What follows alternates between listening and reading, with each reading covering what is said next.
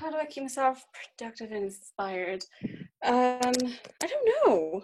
So that's the thing. I really don't know. I just sometimes it just comes to me. Other times I have to really just push myself to do it. I mean, lately writing has kind of felt like a chore, which sounds really bad to say. Honestly, I kind of agree with you too, because when you're stuck in quarantine, you can only do so much, and then you're like, okay, I gotta do something else. Yeah, I mean, I wanted to do a lot more writing. I just think, I don't know. I think you have to be in a certain mood to sit down and write. It does take hours. So you have to be It like does. focused, and you have to be just, yeah, I need to get this done. But I've not been focused. I have been, mentally, I do kind of struggle with mental health, and kind of being in quarantine has kind of made me go a bit like, oh, it's been a bit challenging. So my writing has suffered, but feeling good now. I feel better, so hopefully the writing will pick up and I'll be able to publish and get more content out, which I kind of really want to do, because I do miss writing. I love getting the feedback, and yeah, hopefully you can just get back on a writing schedule.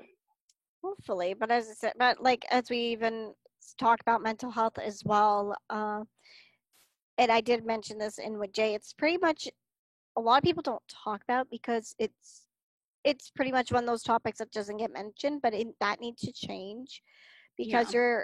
your mental health is just as important as your physical health.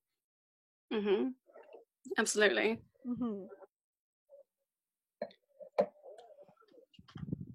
Like I do sometimes talk about it on my platform, but not to like a full extent. Like it is. I think it's really difficult to talk about, because I kind of think maybe, oh, people are going to think I'm making this up, making excuses. But yeah, I also try and include a bit of that in my stories as well, especially with Melrose. So I think Melrose, that story is supposed to raise awareness on things. So every story now that's come out, like the first one was about domestic violence, the second one was about mental health and what that can do to you, and the third one, haven't really decided what that one's really going to be about yet, so we will see. But we'll see when it does. But I'm still planning it. It's literally not planned it out yet, so I kind of have some idea which way it's going to go. It's just deciding exactly what I'm going to be talking about in that story, which is exciting. It is. It honestly is. I love writing hard-hitting stories and talking about things which are often not overlooked. Yeah, and I think it's important to do that with a story. So I'm excited to see what I can do with Mara Sweet. Maybe I won't hate it by the time I'm done with it. Maybe. So speaking of that, is there any tea you want to spill? I have no gossip, sadly. It's whatever. it's a general kind of tea. Even like when I was talking with Jay, she's like she's the same as well. But I said it doesn't have to be just gossip. It could be anything in general that you want to share. I don't know. Like I know a lot of people listening didn't know, but I have a twin. I do have a twin and a little brother. I have a twin as well. Hey, we're twin matches! Yay! I love being a twin. It is. I love being a twin too. She doesn't understand writing at all.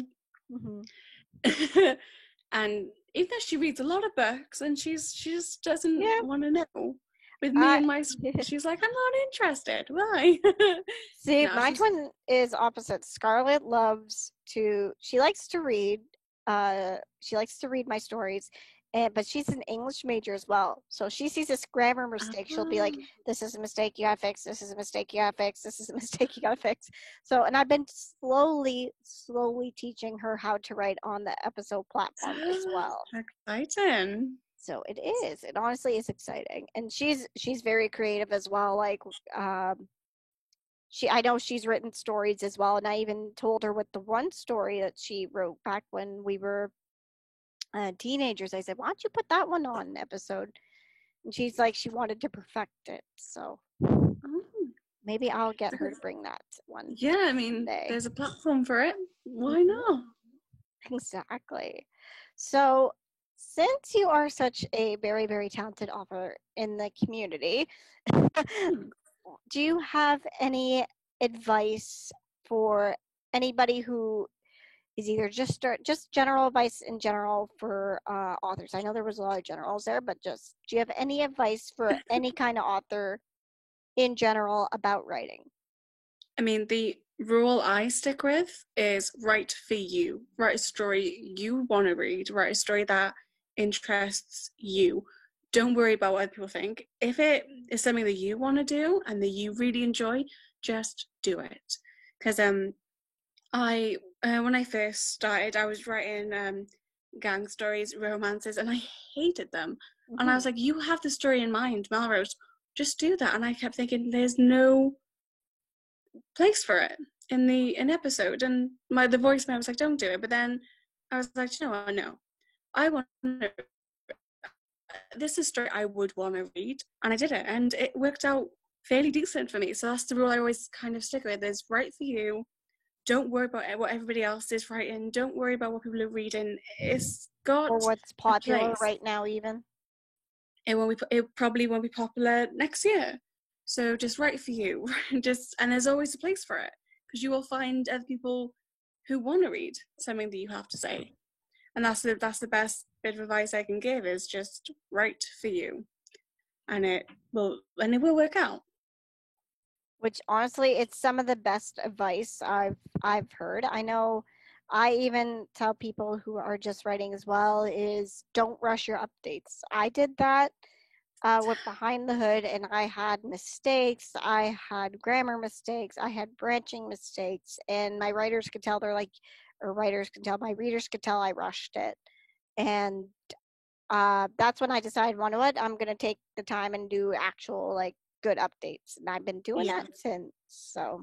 Good advice. Rushing it, you can tell when a story's been rushed. Oh my God, don't want to throw any shade, but you definitely can. Mm-hmm. And I remember I took a couple week break from Melrose 2 when I was writing that, and I came back with an update, and I had this comment, and they said, you should take breaks more often, because when you come back and you're bloody good. Mm-hmm. Like, and I was like, yeah, this all or not rushing. So it definitely don't rush. And if someone comes at you saying you take a long to update, there's the block button. Just press that. Or there's the delete button too. You can delete the comment too. Like, yes, delete, and do it for you. Don't get pressured. Don't feel you owe these people anything. Mm-hmm. Like, don't fall into that mindset of, I got to do it. I have to do this. No, you don't. Yeah, no, you don't. It's not a full-time paying job unless you're getting paid.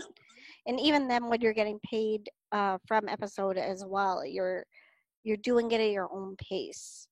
It's not like a full-time job. You're doing pretty well 9 to 5.